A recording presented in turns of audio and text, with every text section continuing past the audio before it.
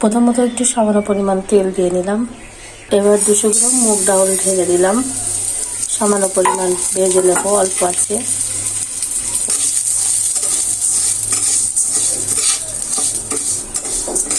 ডাউলটা সুন্দরভাবে ভেজে নিতে হবে। মিডিয়াম আছে হালকা করে ভেজে নিয়ে নামিয়ে ফেলতে হবে। একটা মাছের মাথা নিয়ে নিতে হবে। মাথাটা ভেজে নেওয়ার জন্য তেল দিতে হবে পরিমাণ মতো। তেলটা গরম হয়ে গেলে মাছের মাথাটা দিয়ে দিলাম।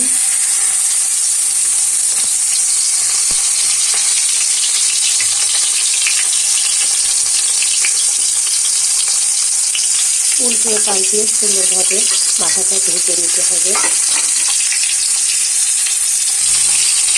হাতে একটু সময় নিয়ে সুন্দরভাবে মাছের মাথাটা ভেজে নিতে হবে, যাতে ভিতরে কাঁচা না থাকে।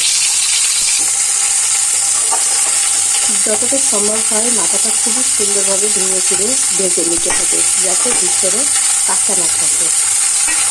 একটু সময় ধরে সুন্দরভাবে ভাজতে হবে। এবার প্রয়োজন মতো তেল দিতে হবে।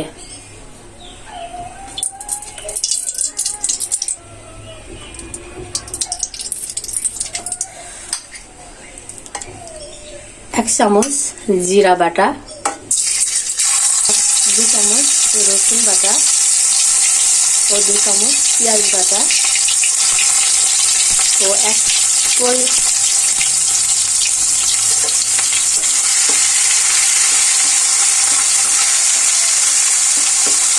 মশলাগুলো ভালোভাবে ভেজে নিতে হবে।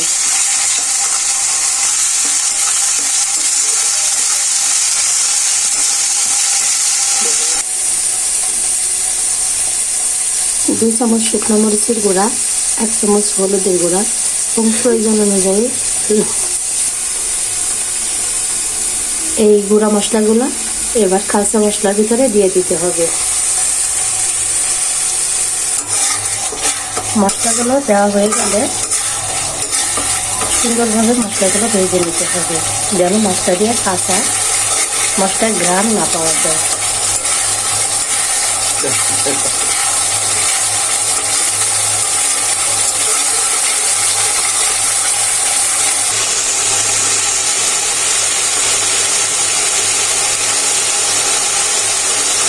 মশলাটা সুন্দরভাবে কষিয়ে নিতে হবে।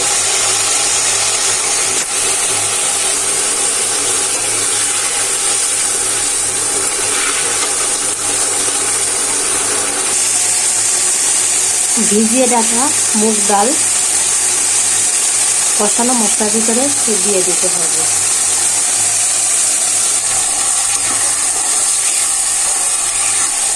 ডাউল দিয়ে সুন্দরভাবে মশলার সাথে কষিয়ে নিতে হবে।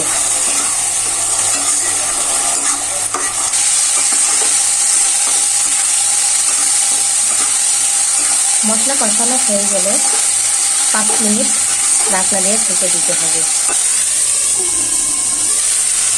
5 মিনিটের জন্য রেস্টে রেখে দিতে হবে। চুলার জাল থাকবে মিডিয়াম। 1 কাপ পরিমাণ গরম পানি দিয়ে দিতে হবে।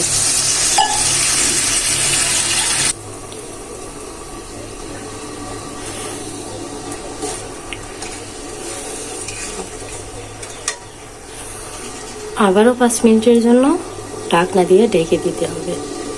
5 মিনিট পর ফিরে আসলাম। ডালটা সুন্দরভাবে ফুটে গিয়েছে। এবার ভেজে রাখা মাথা ছেড়ে দিতে হবে।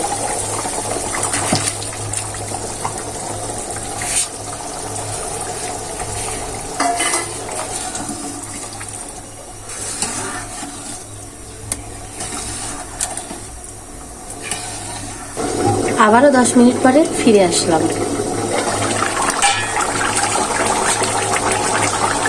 রান্না প্রায় শেষের দিকে। এবার ধনে পাতা কুচি এবং পেঁয়াজের পাতা কুচি ছেড়ে দিব।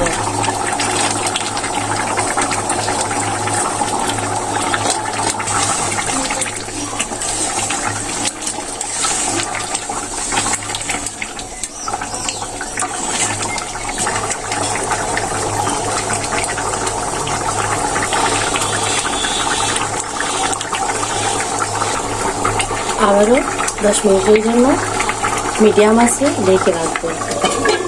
রান্না শেষ পর্যায়ের লোক,